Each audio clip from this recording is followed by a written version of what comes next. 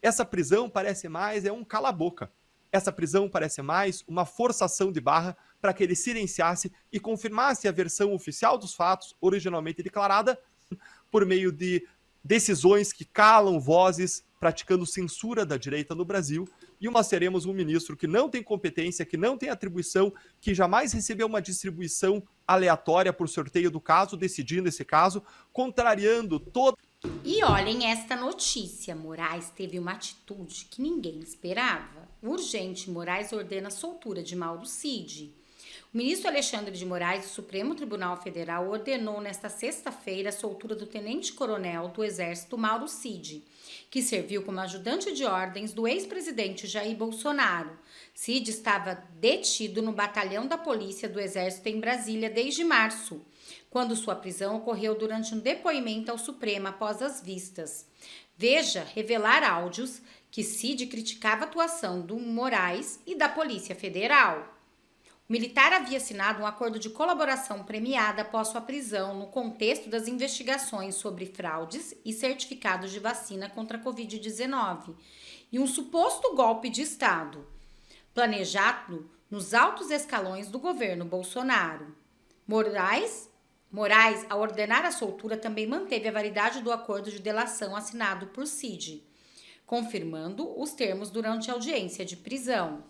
Sabe quem vai revelar tudo sobre isso? É ele, o ex-deputado Deltan Dallagnol. Vai revelar tudo o que está por trás dessa soltura de Mauro Cid. E o que ele disse é estarrecedor, é de cair o queixo. Olha o que vai dizer Deltan Dallagnol. Era para ter acontecido há muito tempo. Aliás, aconteceu e voltaram a prender porque ele deu uma declaração que contrariava tudo aquilo que ele tinha dito antes. Ele basicamente disse que ele confessou, que ele relatou coisas sob pressão.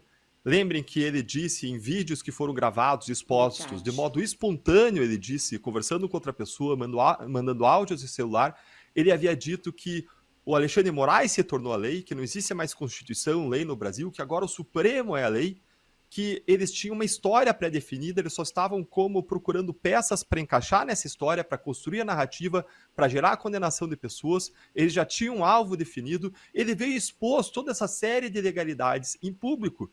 E aí, adivinha o que aconteceu? O próprio ministro Alexandre de Moraes manda ouvir o Mauro Cid e manda prendê-lo. Quando, na verdade, quando você noticia ilegalidades contra uma autoridade, quem tem que fazer a investigação é alguém externo. E quem é externo que tem que fazer nesse caso? É o Senado Federal, que tem a competência dentro da nossa tripartição de poderes para frear abusos do Supremo Tribunal Federal. Então, o Senado tinha que ter investigado. Nisso, eu quero parabenizar mais uma vez o senador Eduardo Girão, que propôs uma CPI de abuso de autoridade diante dessas fatos que vieram à tona para esclarecer o que realmente tinha acontecido, para esclarecer esses abusos denunciados pelo Mauro Cid, mais uma vez, espontaneamente. Aí ele vem, e dentro de um contexto em que existe um risco de quebra de acordo de delação dele perder os benefícios, dele sofrer todas as punições, aí ele desdiz o que ele disse nos áudios espontâneos. Mas sem que tenha sido investigado, sem que tenha tido uma apuração completa. Lembrem que nas colaborações premiadas, tudo fica gravado, os depoimentos dos colaboradores ficam gravados. Então, se o ministro Alexandre de Moraes, se o Supremo querem defender a sua reputação e credibilidade, e esclarecer o que de fato aconteceu, eles tinham que ter trazido tudo à tona. Verdade. E vindo esses áudios, esses vídeos à tona, a gente ia ver o quanto espontânea foi de fato ou não a colaboração, a delação premiada de Mauro Cid, que, na melhor das hipóteses, depois de tudo o que aconteceu, perde em grande medida a credibilidade. Porque agora você tem duas versões, a versão de que ele relatou fatos e a versão de que ele seguiu ou obedeceu a narrativa para buscar a sua liberdade. Depois, aliás, uma prisão de vários meses sem acusação formal, o que colocava ele numa posição de evidente constrangimento ilegal. E por que o constrangimento da Lava Jato, que gerava prisões e podia impactar a decisão por delações, era legal e agora o constrangimento é ilegal? É simples, porque na Lava Jato as prisões não passavam o prazo legal. As prisões preventivas tinham fundamento e dentro do prazo legal, confirmando esse fundamento, as pessoas eram acusadas criminalmente. É diferente do que acontece no Supremo Tribunal Federal, em que Silvinei Vasquez, por exemplo, está preso há meses e meses e meses sem uma acusação formal. 8 meses sem acusação, o que demonstra cabalmente a ilegalidade da sua prisão preventiva. Da mesma forma como Anderson Torres ficou meses e meses e meses preso sem acusação, da mesma forma como Mauro Cid ficou meses e meses e meses preso sem acusação, até que debaixo das pressões ele delatou e desdisse a delação dele em áudios espontâneos que não foram checados, não foram confirmados, não foram investigados. Então, a mínima consequência de todo esse episódio é a perda da força das declarações do Mauro Cid, que agora, para valerem, para poderem ser usadas como prova contra quem quer que seja, vão exigir provas absolutamente independentes. Não basta mais, como seria necessário antes, provas de corroboração ou provas de confirmação dos depoimentos do Mauro Cid.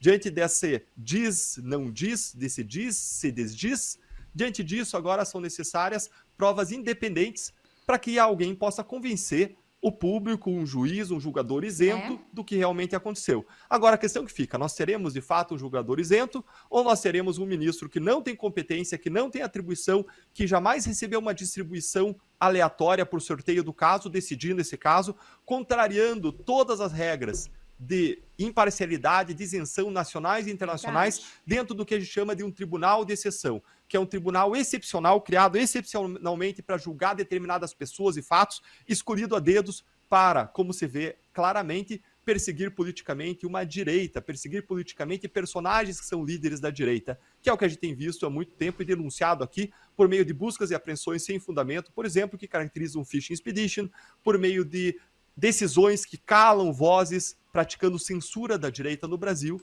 O que eles querem, na verdade, é acabar com a direita no Brasil. É a famosa pesca probatória, onde eles tentam tirar alguma coisa para incriminar Bolsonaro e automaticamente a direita do Brasil. E é isso que está dizendo Deltan Dallagnol.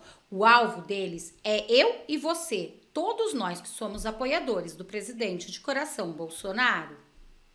Uma série de outras decisões que constituem abusos flagrantes, como essas decisões de prisão, que se estendem por meses e meses e meses. Então, esse é o breve retrato dessa soltura de Mauro Cid, que, aliás, nunca deveria ter sido preso, não pelo menos antes de se esclarecerem os fatos.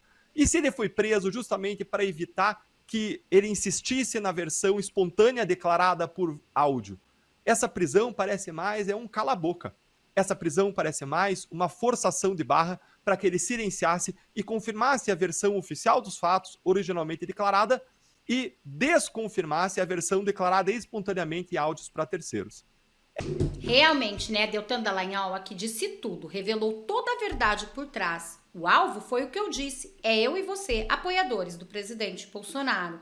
Eles querem, de fato, acabar com a direita no Brasil. E assim, estão usando o Mauro Cid. Bom, este foi o vídeo de agora, espero que vocês tenham gostado, peço para vocês se inscrevam no canal, curte, compartilha, comenta muito esse vídeo, porque além de ajudar meu trabalho a crescer, você também fortalece a política de direita no Brasil, que vem sendo tão perseguida. Muito obrigada a todos vocês, até o próximo vídeo.